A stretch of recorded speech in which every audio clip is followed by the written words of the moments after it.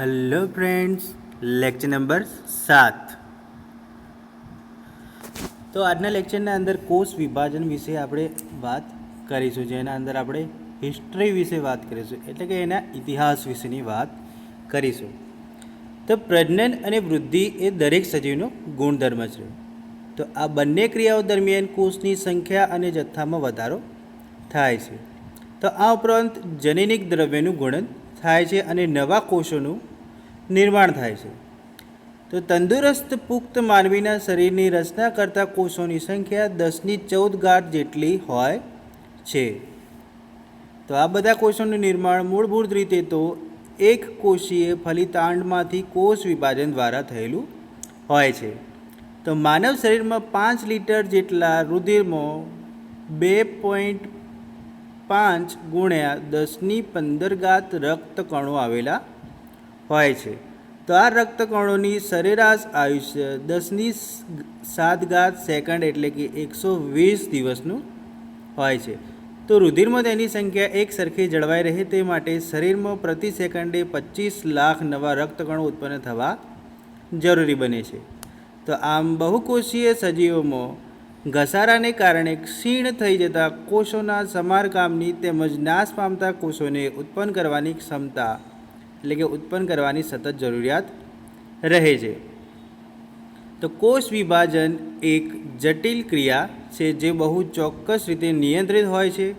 વૃદ્ધિ અને જાળવણી માટે આ કોષ ઉત્પાદન વધુ પડતું કે ઓછું હોય તે ચાલી શકે નહીં।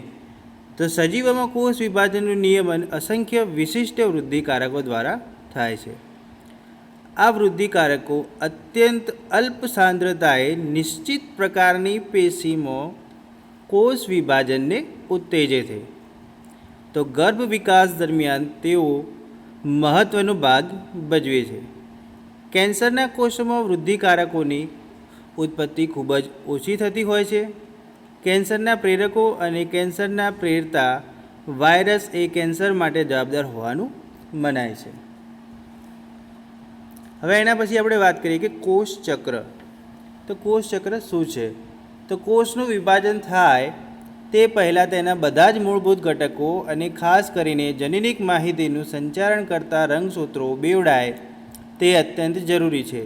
તેમાં સફળતા પ્રાપ્ત કરવા માટે વિભાજન ક્ષમતા ધરાવતો પ્રત્યેક કોષ શ્રેણીબદ્ધ ફેરફારો પામી અંતે કોષ વિભાજન દ્વારા 2 કે 4 નવા કોષો ઉત્પન્ન કરે છે।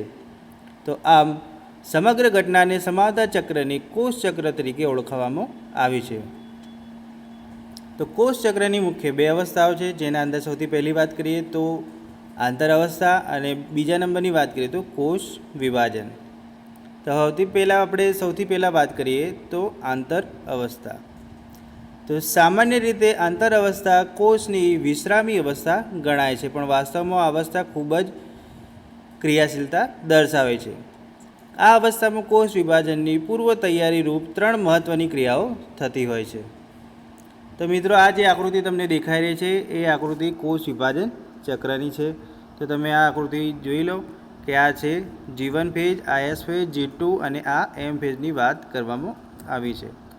તો આકૃતિ પર તમે સમજી શકશો કે કયા ફેઝના અંદર કેટલો સમય લાગે છે અને કોનું સંશ્લેષણ થાય છે અને કોનું વિભાજન થાય છે। આના ઉપરથી મિત્રો તમે સમજી શકશો। તો હવે એના પછીની વાત કરીએ તો ડીએનએનું દ્વિગુણન અને હિસ્ટોન જેવા પાયાના પ્રોટીનનું સંશ્લેષણ, તારા કેન્દ્રનું વિભાજન અને શક્તિસભર સંયોજનોનું તેમજ ત્રાક તંતુઓના નિર્માણ માટે જરૂરી પ્રોટીનનું સંશ્લેષણ। હોવર્ડ અને ટોલ્ક નામના વૈજ્ઞાનિકે ઈસવીસન 1953માં જૈવ રાસાયણિક પદ્ધતિઓ દ્વારા સંશોધન કરી દર્શાવ્યું કે કોષ ચક્રમાં વિવિધ પ્રકારના 4 તબક્કાઓનો સમાવેશ થાય છે। તેમાં સૌથી પહેલાંનો તબક્કો છે કે G1 ફેઝ એટલે કે જીવન તબક્કો। એના પછી S ફેઝ, G2 ફેઝ અને M ફેઝનો સમાવેશ કરવામાં આવે છે। આમ ટોટલ 4 તબક્કાઓ થાય છે: G1 તબક્કો, S તબક્કો, G2 તબક્કો અને M તબક્કો। આમ ટોટલ 4 તબક્કાઓની વાત કરવામાં આવી છે। તો સૌથી પહેલાં આપણે વાત કરી લઈએ કે G1 તબક્કો એટલે કે G1 ફેઝ। G1 ફેઝના અંદર આંતર અવસ્થાના કુલ સમયમાંથી 30થી 40% સમય એટલે કે લગભગ 5 કલાક જેટલો સમય એટલે કે સસ્તન કોષોના અંદર આ તબક્કામાં ડીએનએના સંશ્લેષણ માટે જરૂરી ઉત્સેચકો અને આરએનએ અને પ્રોટીનનું સંશ્લેષણ થાય છે. તો વોટસન નામના વૈજ્ઞાનિકે ઈસવીસન 1976ના અંદર એમના મત પ્રમાણે જીવન તબક્કાને ડીએનએના સંશ્લેષણ માટે પૂર્વ તૈયારીના તબક્કા તરીકે ઓળખાવી શકાય છે.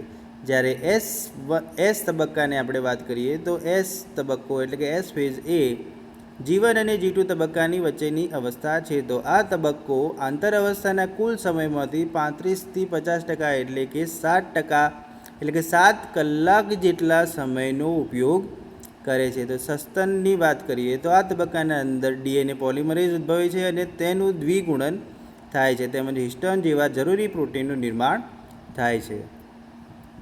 હવે વાત કરીએ કે G2 તબક્કો. તો G2 તબક્કો એટલે કે G2 ફેઝ એ એસ તબક્કો અને એમ તબક્કા વચ્ચેનો તબક્કો ગણવામાં આવે છે, એટલે આ બંને વચ્ચેનો ફેઝ એક ગણવામાં આવે છે. તો આ તબક્કો આંતર અવસ્થાના કુલ સમયના અંદરથી 10થી 20% સમય એટલે કે 3 કલાક જેટલો સમયગાળો લે છે. અને આ તબક્કાના દરમિયાન તારા કેન્દ્રનું નિર્માણ થાય છે અને તારા કેન્દ્રનું વિભાજનની પ્રક્રિયાઓ આના અંદર દર્શાવવામાં આવી છે. તો આ ઉપરાંત શક્તિસભર સંયોજનો અને ત્રાક તંતુના નિર્માણ માટે જરૂરી પ્રોટીનનું સંશ્લેષણ પણ આના અંદર જોવા મળે છે.